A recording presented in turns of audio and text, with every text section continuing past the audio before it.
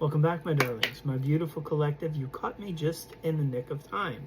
So this is going to be our Oracle Tarot combo for today, where we're starting off with the Moonology deck, and then we'll be transitioning to the One World Tarot. So let us see what the starting energy is for today, and what messages our spirit gonna bring forth. We have two. The first one says, full moon in Leo, don't let pride get in your way. Maybe there's something that we'll have to address. Maybe it bears remembering that we shouldn't let pride affect us. The second one is to take time to breathe out, disseminating moon. Whatever this is, right, may cause us a bit of stress and or worry. I feel like something may test your patience, right? And even if it does, you know, maybe whatever this is that's testing your patience, it's a reminder, and this too shall pass, right? So don't let it affect you so much. Maybe this is something that's going to require you to be flexible, or to maybe give something else another consideration, or turn, or pass, right? It's time to release negativity. Full moon in Scorpio. Oh, Lord. Okay. So, interesting.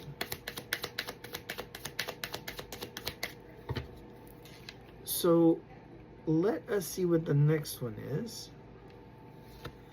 Next we have what? Oh, so, well, obvious, releasing negativity. So, are you holding on to something that needs to be let go of, right? So a little reflection may be required. What do you need to release? Again, what do you need to let go of? Interesting that we just came off of a new moon, you know, last night. And so now, usually on the new moons, we're manifesting something, right? Sometimes it's a bit tricky, this energy. It's a bit tiring because it's a lot of energy required in order to manifest something. So, do you feel tired? Is there something that you need to let go of? Your dreams need a practical plan. Full moon in Taurus. Interesting. So that full moon is actually coming up. It should be coming up, what, the early part of May, or almost the second week of May. 1.5 weeks in, something like that. So that's about the time when we would need to release something. So I feel like this is a bit of a preview. I feel like it's really calling us to work with this energy of letting stuff go. Interesting. Luck is on your side. New moon in Sagittarius. I'm hearing take aim. You may be shooting for something, right? You might be hoping for something. Sagittarius is this energy of luck, because we get that expansiveness, that luck from Jupiter, right? So borrow a little bit of that Sagittarian energy and maybe take your shot. Now, when I say that, if you're Divine Feminine, I'm not talking about a relationship, but maybe something that is more along the lines of spiritual growth and evolution. Maybe this is about friendships. Maybe this is about work. Whatever those cases may be, that's where you have the opportunity, right? To test your luck, to take a chance. But as it relates to relationships, remember, Divine Masculine usually takes the lead there. So be mindful, so that way we don't have any backfires, right? Very interesting. Be bold and make the first move. I would again say not when it comes to relationships. I'm going to double down on that. Typically, it doesn't work very well for the Divine Feminine when she does this. Or he. The reason being, you can be of any gender to embody Divine Feminine energy, right? But Divine Feminines lead in the 5D, in the spiritual realm, not in the 3D. So just be mindful of that. When a Divine Feminine is leading here in the 3D, she does so in masculine energy.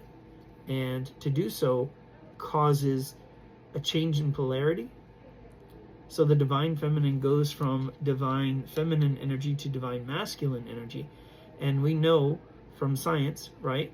Like with magnets, if you are, say that the divine feminine is positive energy, and say divine masculine is negative energy.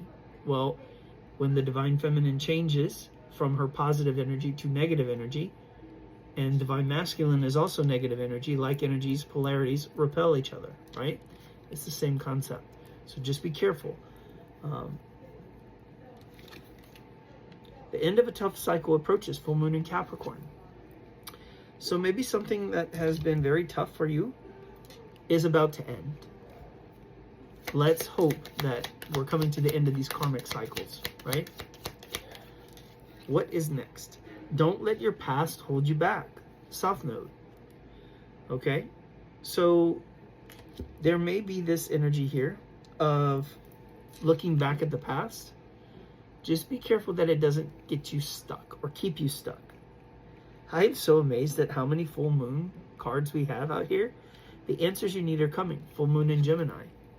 So I feel like perhaps with this full moon coming up in Gemini season, you might finally get the answers that you're looking for. Let's take 2 more cards. Your hard work is paying off. New moon in Capricorn. Again with this Capricorn energy. Capricorn is the sign of ambition and, you know, a go-getter kind of attitude. Perseverance. They don't mind the hard work, right? Very interesting. And the energy at the bottom of the deck. We have Sagittarian energy again, but full moon in Sagittarius. So this says look at the bigger picture. All right. So now let us take our turn with the tarot. So we're going to turn our attention and focus there and see what messages Spirit has for us in the tarot. All right. So here we go. Angels, ancestors, guides, beings of light, ascended masters. What do we need to know about today's tarot journey? So, of course, we're going to be using the Celtic cross to get some clarity. And let's figure out what the energy is for today and how we may best use it. Ooh, our starting energy is the Four of Wands. Okay, so this is spiritual enlightenment, perhaps. 11 of 11. Spiritual growth, evolution, ascension. It can also be union, reunion with someone. Establishing a foundation.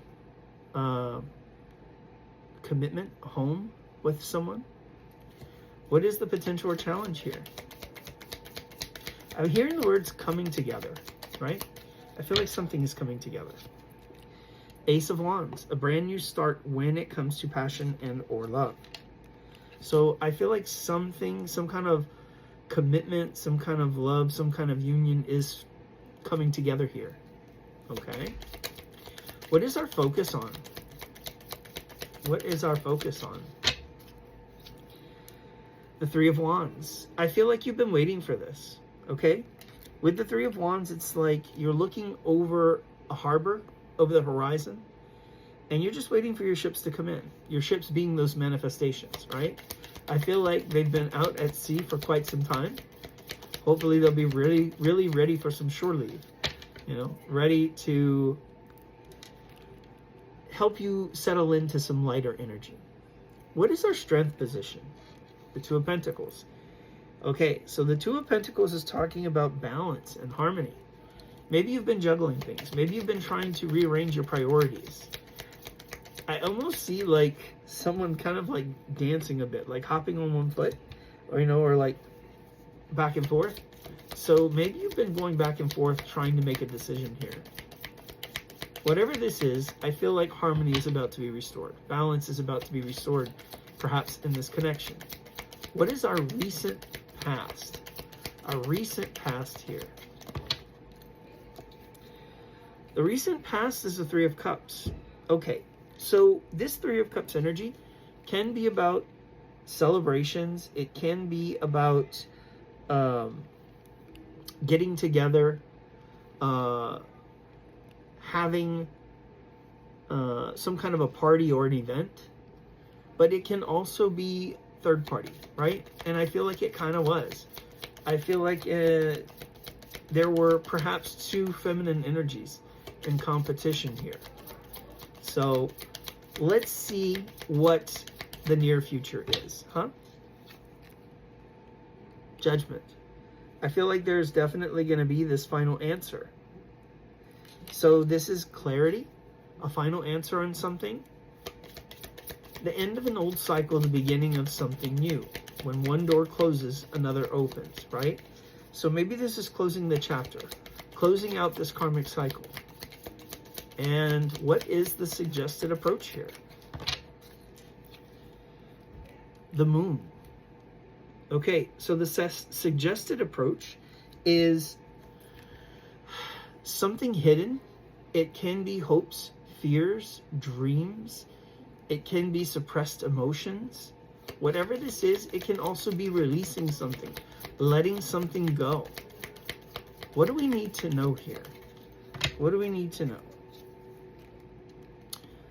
Four of Swords. This is relax. This is let go. This is healing. It can also be future energy. Whatever this is, it's almost like you're being called to rest, or perhaps it might indicate a period of separation. I feel like the greater message here is relax, let go, yield control of something over to spirit, right? What is the hope and or fear? The hope and or fear is the Fool card. It's taking a leap of faith. It's trusting in this process. Trusting that you're going to get what you want. Trusting that spirit has your best interest at heart, and that everything is falling into place, not falling apart, right? But sometimes some things have to fall apart, right? Give way so that way the new may emerge. And what is our probable outcome? It's the Emperor. In taking a leap of faith, I feel like the Fool becomes the Emperor, right? The Fool, this person who is willing to submit themselves or yield to spirit, I feel is going to step into their power. The energy at the bottom of the deck right now is the Five of Cups. The Five of Cups energy talks about disappointment and or regret, but it's also a card that represents the story isn't done. It's not over. It's not finished. You're midway through the chapter. You have not reached the end. Whatever this is beyond the Five of Cups is the Six of Cups. So there's a bit of progression here. Perhaps the story that we were looking at was right person, wrong time.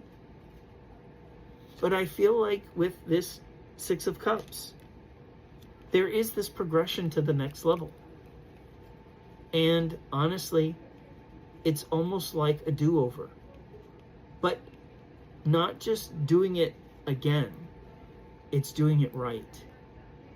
Right beyond that Six of Cups, it's the Ace of Swords. A brand new start. A fresh new thought or perspective from which to build a foundation. That sword can also represent the cutting away of what no longer serves. Removing from your life what no longer works for you. It is an image of victory and success. The only thing that I would challenge you is to keep an open mind, especially when it deals with the Ace of Swords. Again, new perspective. What you might learn is that things may turn out differently than you had expected. Maybe there's a different face at the finish line with you. Maybe it's someone you didn't expect. Or maybe things happen with that person, but just not in a way that you expected at all.